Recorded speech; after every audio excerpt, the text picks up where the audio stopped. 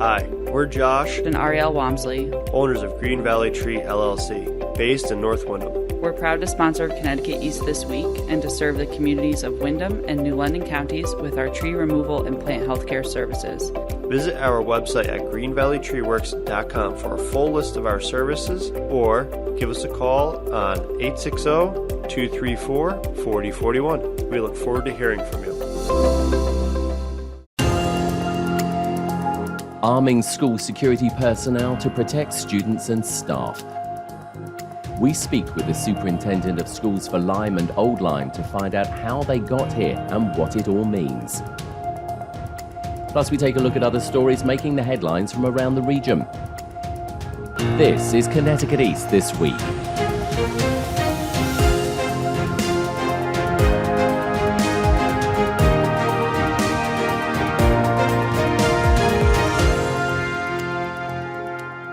Hello, I'm Brian Scott-Smith. It's a sad state of affairs when we have to arm security personnel or even post police officers at our schools, but that's the reality we live in. And with mass shootings happening at our schools with frequent regularity, many boards of education have taken steps to try and protect their students and staff by implementing various protective measures like bulletproof or shatterproof glass, door locks and classroom communication systems.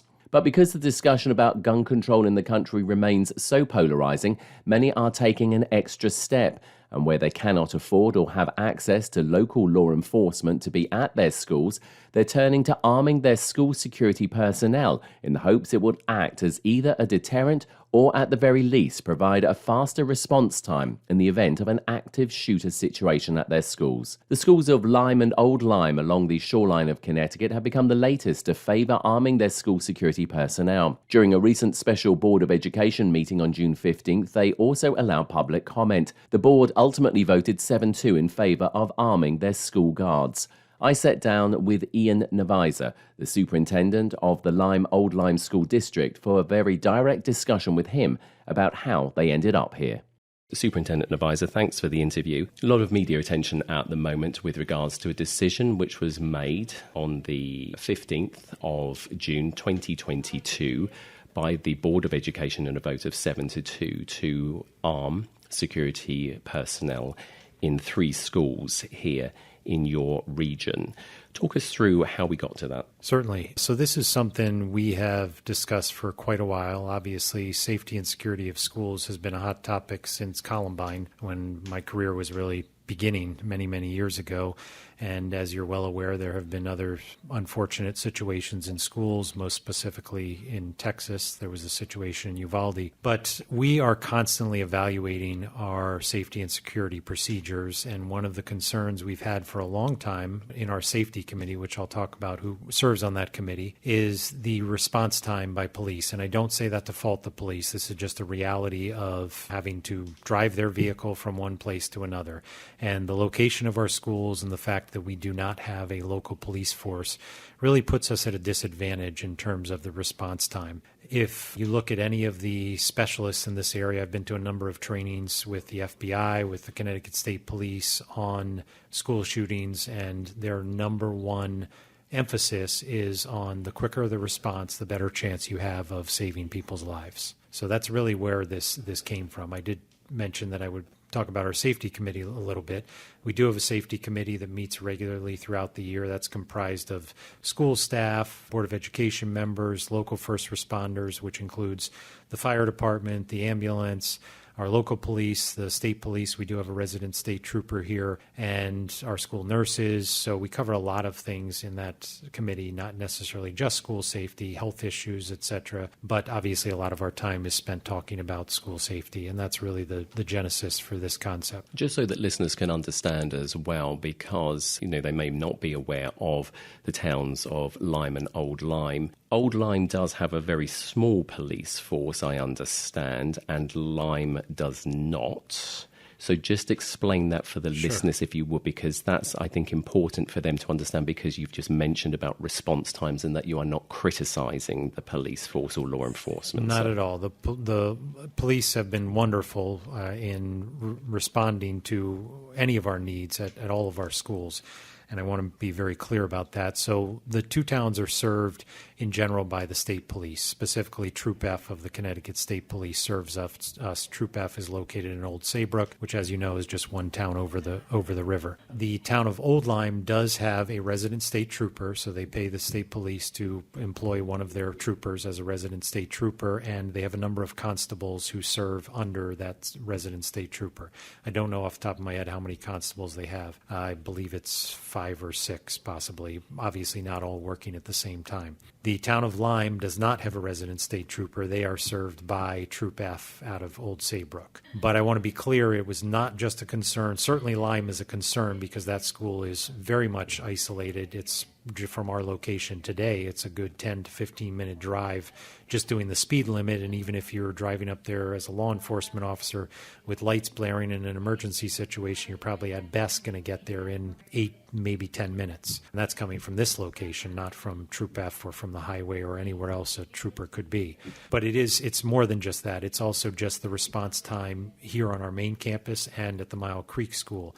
So, for example, as you mentioned, if the constables are out and about in the town, even if they're unless they're parked right out front of our building, the average response time far exceeds the amount of time that most of these incidents take to occur. So talk to us, if you would. I mean, you've spoken about response times. You've said that it is not anything against the police. Why are you pushing for this so quickly? I mean, we've mentioned about Uvalde, and obviously that struck the nation once again because of the ferocity of what happened there. But a lot of commentary from the public and from, things that we've all read online, and yourself included, people are saying, okay, fine, but let's slow down. So what's the need for speed here? So I would disagree with the assessment that this is rushed. As I mentioned, this is something we've been talking about for many years in our safety committee. This was even brought to our Board of Ed in 2018 in a different format. At that time, we talked about hiring school resource officers, which essentially serve the same purpose, but they're full-fledged police officers. They're not retired police officers. So this concept is not new to us. This is not something that just because of Uvalde came up. This is something we've been talking about for quite a while. Certainly the incident in Uvalde and what happened in Buffalo were further impetus to move this forward, but I would not agree with the assessment that this was rushed into place. We hear your comment that you don't believe it's rushed because you've been having these conversations for a while. Do you accept, though, that when a nation is on heightened awareness after a situation like this, possibly they're going to knee-jerk react and say, yeah, we need to get this done? I don't think that necessarily applies to this situation. I would actually say that I think that sadly the nation has become numbed to these situations. I remember very distinctly, obviously, the Sandy Hook situation and the just shock and horror that lasted for weeks and weeks and weeks. And it amazes me how quickly Uvalde and Buffalo have kind of come out of the news so quickly. And now we're talking about inflation and gas prices.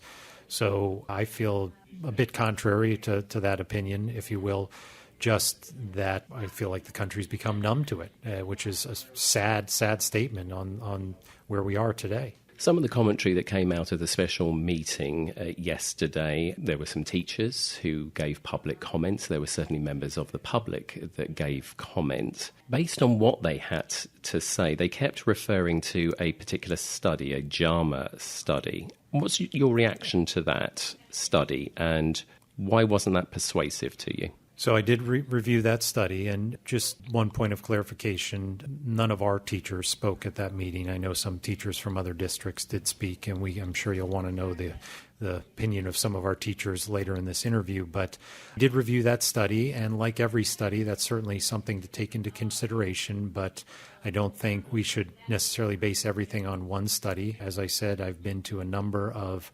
different workshops with various experts in the field. The FBI has studied school shooters extensively, and their number one point in all of these workshops is response time is critical. That's the JAMA study, and again, I'm not in a position to criticize it, but some of the things that jumped out at me is they readily admitted that there was no evidence from their study, and they couldn't say whether or not this acts as a deterrent. That was one of the limitations of their study, because really, How do you measure whether or not this is a deterrent? There's no way to collect that data. And then what I found interesting is the school shootings that they looked at, less than 23% of the incidents that they looked at actually had an armed guard on campus. So what might have happened at the other situations if there had been an armed guard there, it's hard to say. No one will know because, that's a determination that we can't make. I just want to pick up on the Uvalde situation because obviously it is one of the most recent sad incidences of a mass shooting at a school. And I just want to put this point to you for your reaction to it based on, the comments that you've been making about response times. One of the things that we understand, as this is continuing to be unpacked, is that even though police got there, they were apparently outside for 45 minutes before anything was actually done. Mm-hmm. So to your point about response times, what do you say about that? Because, again, they were apparently waiting for a key to get into a building. I mean, all of it sounds very, very sad. It sounds very, very wrong. We still have to unpack all of that. So we're not making a determination on whether it was right or wrong. But that's some of the info that's come out, which clearly you've taken into consideration. Very much, yes. And that is obviously of concern. As I made clear last night, this is not the singular solution to the problem. There is always room for human error in any of these situations. And while I have heard that information through the news, I'm not here to criticize the people in Uvalde, but I can tell you the Connecticut State Police's position is very different. The first person to respond will immediately go to, forget the term that they use, but essentially take out the threat. So if we have a situation here, which we all hope we never do, I am confident that the response will be quite different than what was seen in Uvalde. And the majority of our employees right now are retired state troopers or worked for municipal police departments in Connecticut. And as I said, in Connecticut, the standard police response is the first person, whether you have backup or not, is able to get into the building. I don't want to get too much into some of the safety measures that we do have in place, but I can assure you the issue with the key will not happen in our schools. We have measures in place that will not be a problem. Clearly, and I fully understand that, and we're not intending to talk about those things because, as you quite rightly said, those are very specific and they're not, for your school, and nobody wishes to give out that information. But let me put this to you about your 3 security personnel that you have that you wish to arm. What are you going to be arming them with? Because, again, there were various comments have been made, and again was made in the special meeting last night, that, of course, sadly, when these incidents happen, the shooters are very well armed. In fact, they are sometimes more well armed than the law enforcement that is trying to battle them. They have body armor on them. That was also seen recently in the situation with Uvalde. How do you combat that to make sure that these security personnel even have a chance? That's a great question because obviously that's a concern. We're not going to outfit our security personnel with rifles or automatic weapons or things like that. They will be outfitted with the same weapons that they used when they were working as state troopers. The one consideration, though, that I think people need to think about is, I would argue all the time, these shooters are not trained. They're people who've purchased weapons and maybe gone to a range and shot a gun a couple of times versus highly trained people who not only have been trained in the use of gun, but also in combat with others. So talking about a trained individual you're correct, with less weaponry, but against an untrained individual. Your point is taken, but again, I'm going to put this question to you. In nearly every mass school shooting, those shooters have used automatic weapons which pepper out bullets, tens per second, compared to a security personnel who will have probably a standard issue Glock, which is a typical weapon, pistol, which is used by many police forces, which, can only fire so many rounds, nowhere in the same range. I mean, if you're facing something which is spraying you with tens of bullets per second, that's a very different situation, whether you're trained or not. Well, again, I think you're talking, I agree if you compare weapon to weapon, there certainly is a disadvantage there. But I think we also need to factor in the training capabilities. I think that carries a lot more weight than you might be giving it. And again, we're not going to outfit our people with automatic weapons. I don't think there's a need for that. I also don't think they could conceal an automatic weapon. And that's one of the key pieces of what we're trying to do here. This is just another tool in the toolbox. We have, and there's obviously some safety measures that I can't talk about, but I will share with you that our classrooms, the term hardened target is often used when you talk about, or hardened facility, I should say, because I certainly don't want to use the word target, but our facilities, we've put a lot of things in place to make sure that they are, if we had a situation, that person would not have access to our students and our staff. So potentially, yes, someone standing in a hallway with a weapon may be, as you said, peppering the place, but chances are there will be no one around to get injured. And that may give a security officer an opportunity when they're out of ammunition to step in and end the situation. So there's a lot of factors here to consider when you look at that situation. Let's just slightly divert for a second and talk about the teachers and obviously the students. Clearly, you have spoken to them, and I know that there was a document that went out and you revealed some of the results of that at the special meeting. Talk to us about, those conversations that you've been having. Sure. So I should preface it by saying I am not speaking for the entire group of teachers or the entire staff, because we had 61 of our 300 staff members respond to our thought exchange. I'm going to use the word survey, although it's not a survey. Process would probably be a better term. And I did not speak to students about it, although we did have some commentary from students, a very, very small number. I think it was less than 10 total. Those teachers that I spoke to, which I would say is less than 20, were in support of this. And I want to clarify, nobody, myself included, likes the idea of having guns in schools. Nobody likes the idea of having locked doors in schools either, but we all recognize that in today's society, it is a necessity. And what about the students? Like I said, I have not had conversations with our students about this. Is there a reason for that? Is there something that you want to have a discussion with them? I mean, the decision has been made, right. But I mean, this, as I hope that we made the point at the beginning of this, is clearly a continuing discussion. So is that something that you would like to have with the students? We did put it out to our students. Our high school and middle school students were included in our thought exchange process. As I said, we did not have a great response from our students, and I can't speak to why that may have been. So they did have an opportunity to share with me. And I would say our students are not shy about sharing their opinions on issues. As you saw, we had a young lady speak last night at the meeting.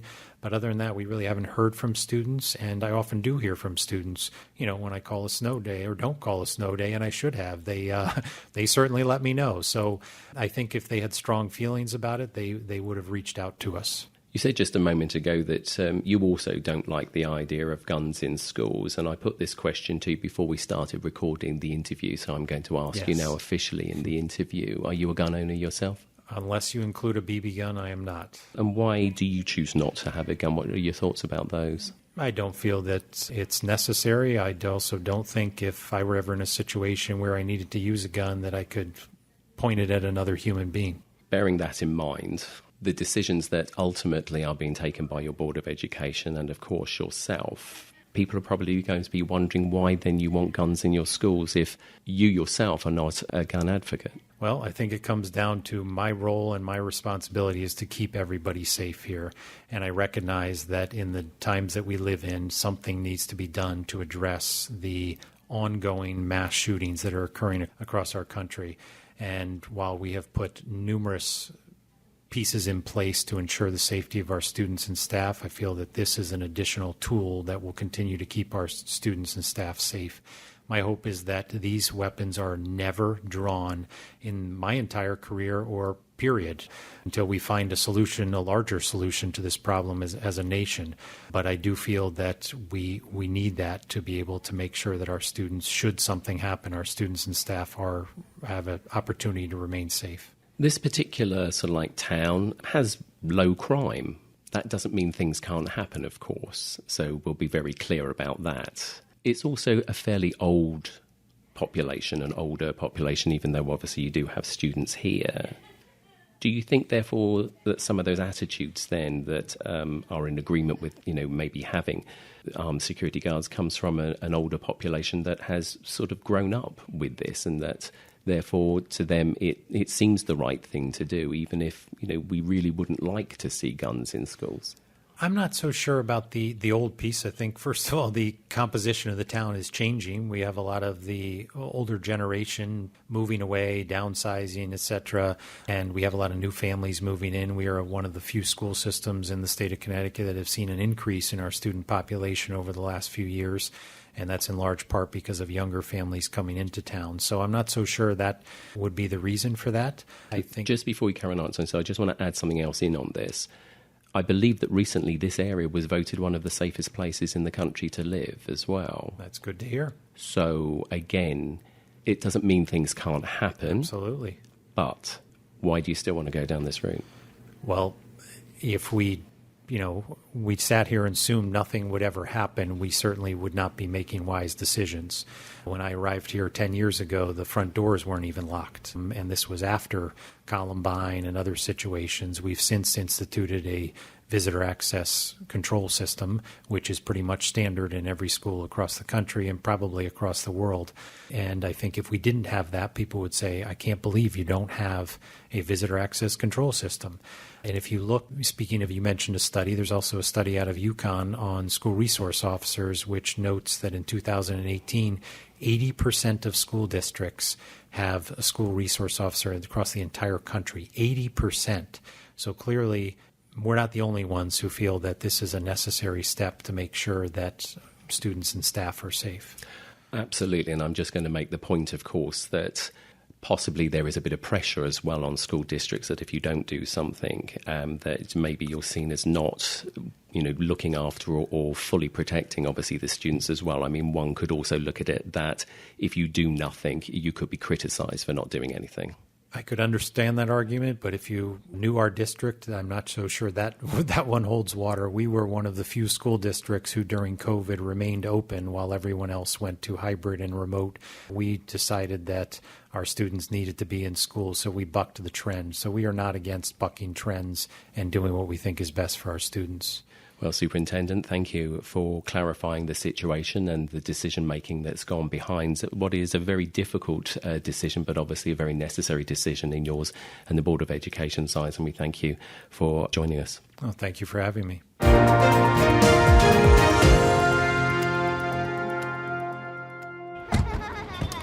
Ready for our little forest adventure? Yes!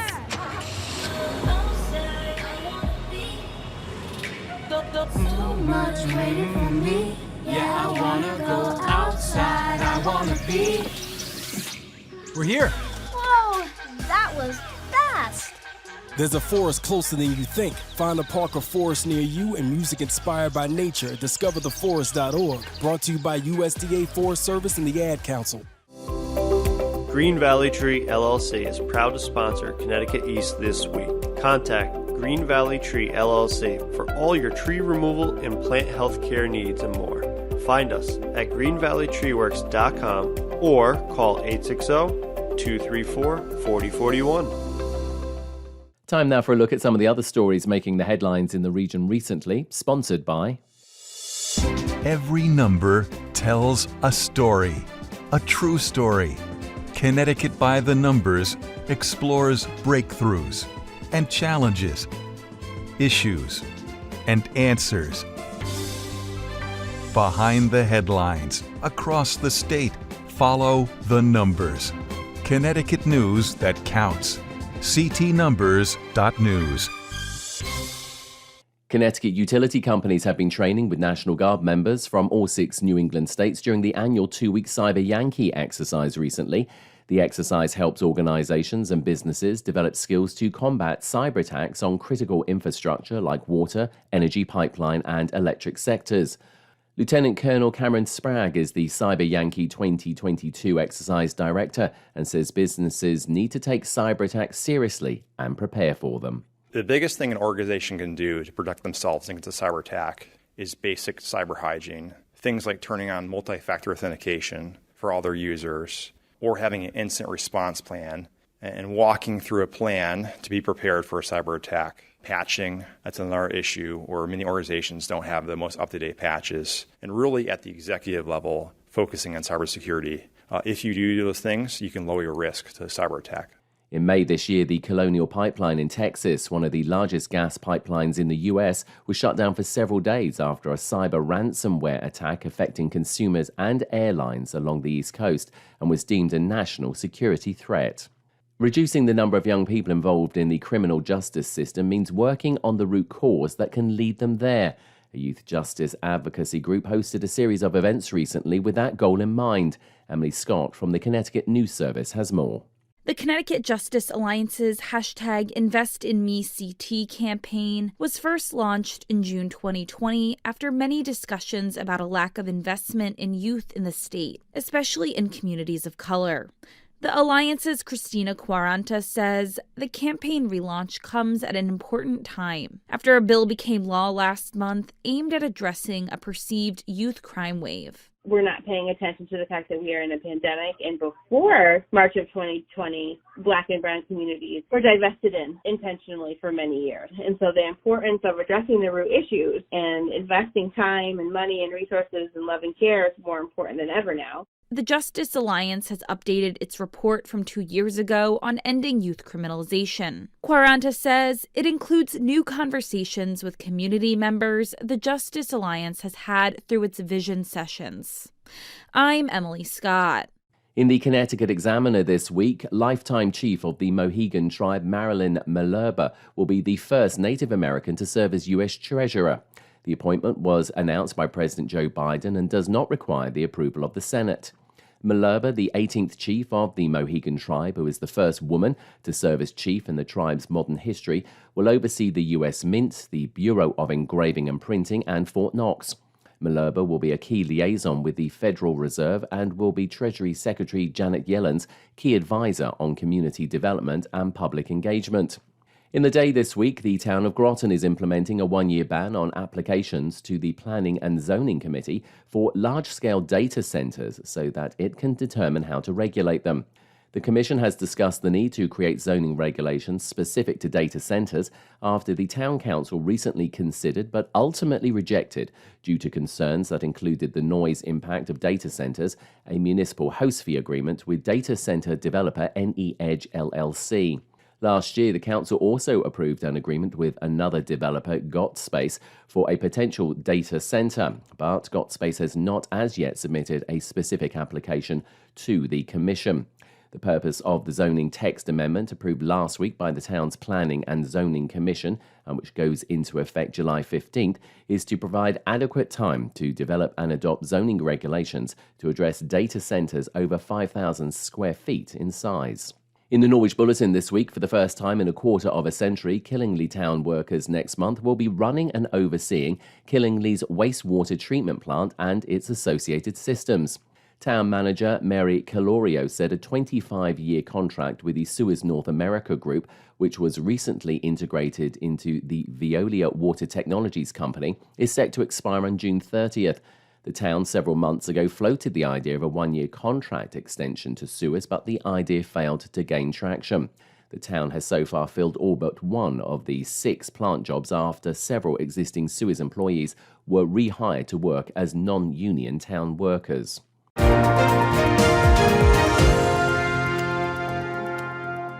That's all from us for this edition. Do send us your questions and story ideas to the show via our website at connecticut-east.com or Facebook or Twitter at Connecticut East and on Instagram at Connecticut East This Week. And you can listen to the show again on our social platforms, on demand, and by asking your smart speaker to play Connecticut East This Week podcast. And please like, follow, and share on your social media too. I'm Brian Scott Smith. Thank you for listening.